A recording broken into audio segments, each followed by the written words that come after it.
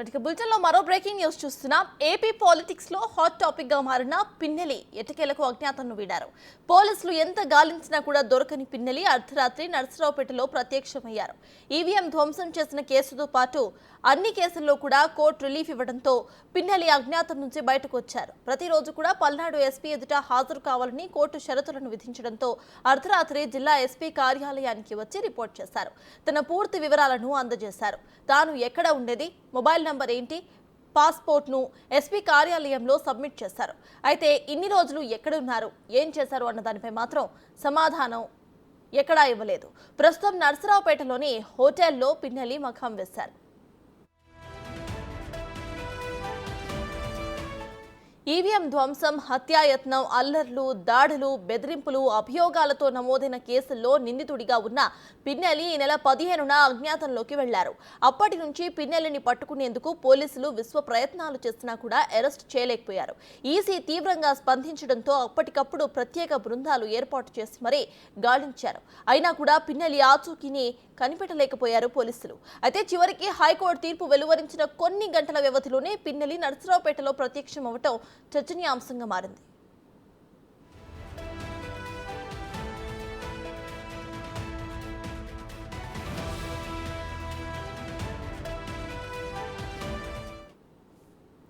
ఇదే విషయంపై పూర్తి డీటెయిల్స్ మా ప్రతినిధి సాయి గుంటూరు నుండి లైవ్ లో అందించడానికి సిద్ధంగా ఉన్నారు. సాయి, చెప్పండి, ఇటు ఏపీ పాలిటిక్స్ లో హాట్ టాపిక్ గా ఉన్న పిన్నెలి ఆ కేసు అయితే ప్రెసెంట్ ఒక ఫుల్ స్టాప్ కి వచ్చినట్టే అనుకోవచ్చా? ఎందుకంటే పిన్నెలి ప్రెసెంట్ అటు పోలీస్ స్టేషన్ కి వచ్చి తన డీటెయిల్స్ అన్ని కూడా సబ్మిట్ చేసినట్టు తెలుస్తోంది. సో ప్రెసెంట్ అప్డేట్స్ ఏంటి? ప్రధానంగా 2 వారాల పైన అజ్ఞాతంలో ఉన్నటువంటి పిన్నెల్లి రామకృష్ణారెడ్డి యొక్క అజ్ఞాతం వీడిందనే విధంగా చెప్పుకోవచ్చు. ప్రస్తుతం అయితే ఆయన నరసరావుపేటలో ఉన్నటువంటి ఒక ప్రైవేటు హోటల్లో బస చేస్తున్నటువంటి పరిస్థితి ఉంది. నిన్న సాయంత్రం సమయంలో ఆయన హోటల్కి చేరుకోవడం జరిగింది. ఆ తర్వాత రాత్రి సమయంలో ఎస్పీ కార్యాలయానికి చేరుకొని ఆయనకి సంబంధించినటువంటి అంటే హైకోర్టు ఆదేశాలు ఇచ్చినటువంటి నేపథ్యంలో ఏవైతే కేసులకు సంబంధించి ముందస్తు బెయిల్ నేపథ్యంలో హైకోర్టు కొన్ని ఆదేశాలను జారీ చేయడం జరిగింది.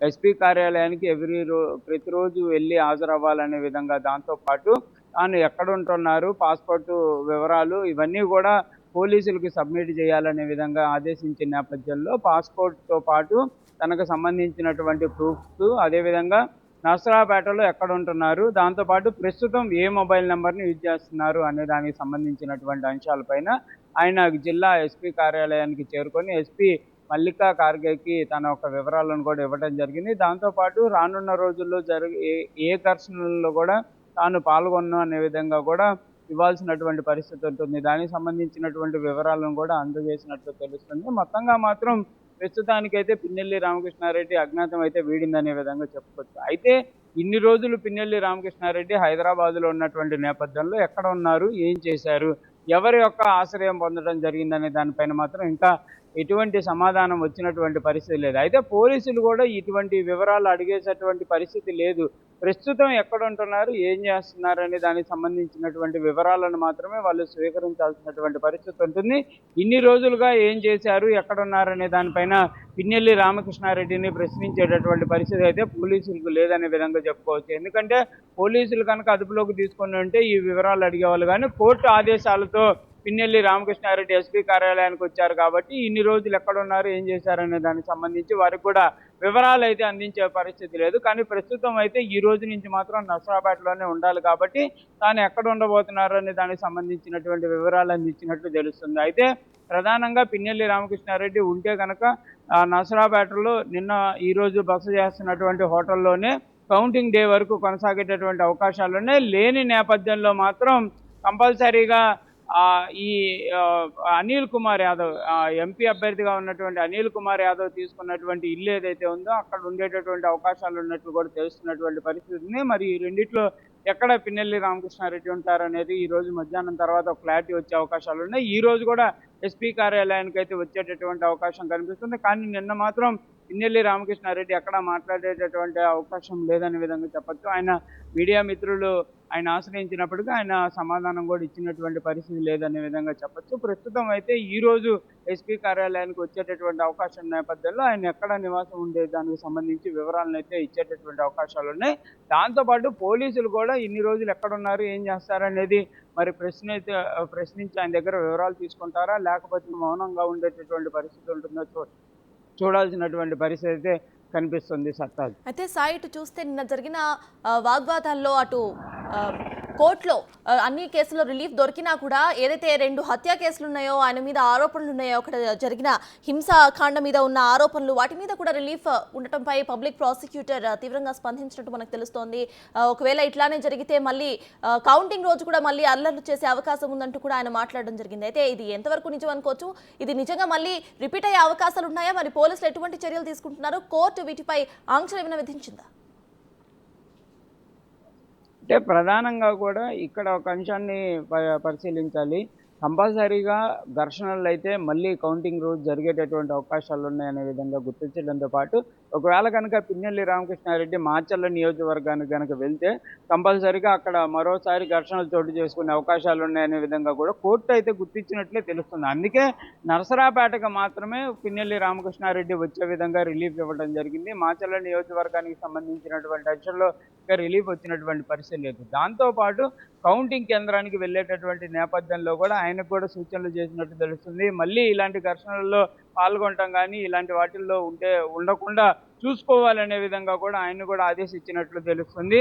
కౌంటింగ్ కేంద్రానికి వెళ్ళే రోజు కూడా ప్రొటెక్షన్కి వెళ్ళటం, కౌంటింగ్ కేంద్రంలో ఈ కౌంటింగ్లో పాల్గొనేటప్పుడు కూడా జాగ్రత్తగా ఉండాలనే విధంగా కూడా సూచనలు చేసినట్టు తెలుస్తుంది. అయితే ఇవన్నీ కూడా ఈ కేసులకు సంబంధించి పిన్నెల్లి రామకృష్ణారెడ్డి పైన నమోదైనటువంటి కేసులకు సంబంధించినటువంటి అంశంలో ప్రభుత్వం తరఫు వాదించినటువంటి న్యాయవాదులు కూడా అనేక అంశాలను కూడా కోర్టు ముందు ఉంచడం జరిగింది. కంపల్సరీగా పిన్నెల్లి రామకృష్ణారెడ్డి కనుక మాచర్ల నియోజకవర్గానికి వస్తే ఘర్షణలు జరిగే అవకాశాలు ఉన్నాయి కాబట్టి ఆయన్ని రానికుండా చేయాలనే విధంగా కూడా చెప్పినటువంటి పరిస్థితులు ఉన్నాయి. దాంతోపాటు కౌంటింగ్కి సంబంధించినటువంటి అంశంలో కూడా కంపల్సరీగా కొంత పిన్నెల్లికి సంబంధించి కూడా కొన్ని జాగ్రత్తలు అయితే తీసుకోవాలనే విధంగా కూడా కోర్టుకు అయితే చెప్పినటువంటి నేపథ్యంలో కోర్టు రిలీఫ్ అయితే ముందస్తు బెయిల్కి రిలీఫ్ ఇచ్చినా కూడా అనేక ఆదేశాలను అయితే పిన్నెల్లి ముందు ఉంచినటువంటి పరిస్థితులు ఉన్నాయి. కంపల్సరీగా ఈ కోర్టు యొక్క ఆదేశాలు ఏవైతే ఉన్నాయో అవి కనుక అతిక్రమిస్తే మాత్రం చర్యలు ఉంటాయనే విధంగా కూడా చెప్పినటువంటి పరిస్థితి ఉన్నట్లు కూడా క్లియర్గా తెలిసినటువంటి పరిస్థితి ఉంది. కంపల్సరీగా ఈ రోజు నుంచి పోలీసులకు అందుబాటులోనే పిన్నెల్లి రామకృష్ణారెడ్డి ఉండాల్సినటువంటి పరిస్థితి ఉంటుంది. ఎవరిని కలుస్తున్నారు,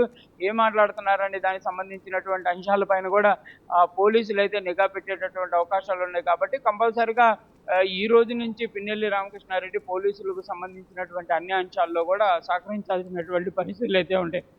దాంతోపాటు నరసరాపేట నియోజకవర్గాన్ని దాటి వెళ్ళాలన్నా కూడా కంపల్సరీగా పోలీసులు పర్మిషన్ అయితే తీసుకోవాల్సినటువంటి పరిస్థితి ఉంటుంది కాబట్టి ఇక ఘర్షణలకు సంబంధించినటువంటి అంశాలు కనుక జరిగినా కానీ ఏం జరిగినా కంపల్సరీగా బాధ్యత అయితే పిన్నెల్లి రామకృష్ణారెడ్డి వహించాల్సినటువంటి పరిస్థితి ఉంది.